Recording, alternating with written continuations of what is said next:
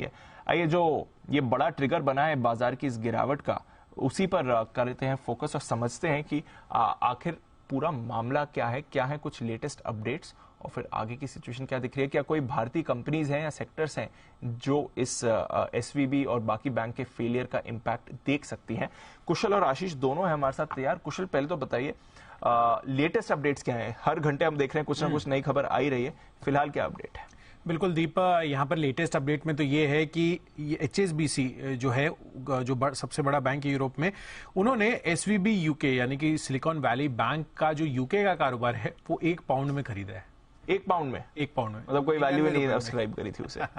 बिल्कुल। So essentially अभी ये हो रहा है कि जो यूके की सरकार है और साथ ही जो बैंक ऑफ इंग्लैंड है उनकी तरफ से ये चीज, ये ट्रांजैक्शन को सपोर्ट मिला है। और लार्जली अगर आप इक्विटी वैल्यू देखेंगे तो यहाँ पर करीब जो टैंजिबल इक्विटी बन रही है वो 1.4 बिलियन पाउंड्स की है। बट ये जो ट्रांजैक्शन है वो आगे चलकर होते हुए दिखेंगे। बट इस ट्रांजैक्शन को इमीडिएटली मोहर लगाने के लिए, यानी कि जो इमीडिएट इफेक्टिवली करने के लिए ये डील अभी होती हुई दिखी है।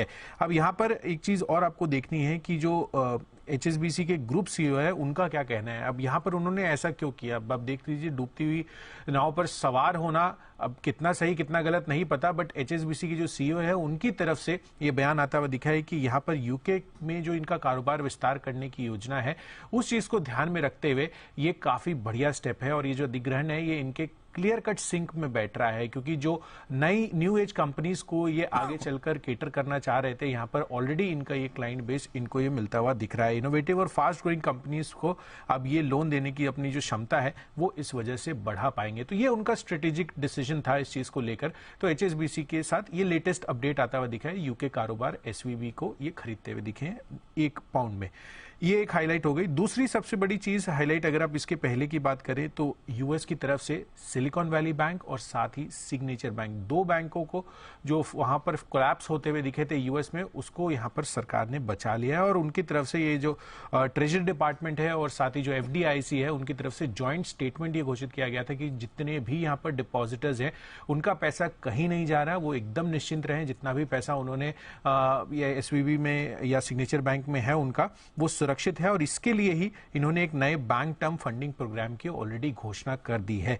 अब यहां पर SVB के लिए एक खरीदार की भी तलाश है। अब आप यूके कारोबार को देख ही चुके हैं कि HSBC ने यहां पर ले लिया। अब देखना होगा कि बाकी जितने भी इनके कारोबार हैं अलग अलग रीजन्स में वो कौन लेता है और यूएस उसमें कैसे लीड लेता है।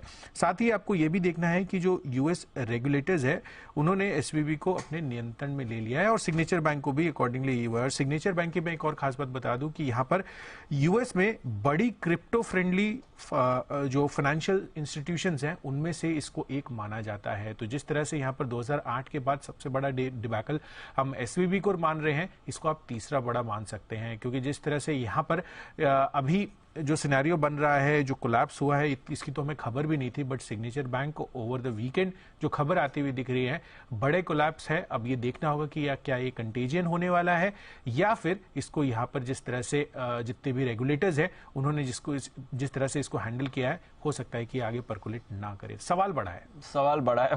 आज शाम का ही रिएक्शन देखना है। फिलहाल फर्स्ट रिपब्लिक बैंक के प्री ओपन ट्रेड में भी हम देख रहे हैं स्टॉक पर काफी भारी पिटाई हो रही है। बाकी रीजनल बैंक्स पर भी अभी प्रेशर तो बना ही हुआ है। अमेरिका में अभी सुबह होना बाकी है, तो देखते हैं बैंक्स के बाहर लाइन लगती है या नहीं डिपॉजिटर्स की अपना पैसा निकालने के लिए, बट टेंशन तो अभी बनी हुई है।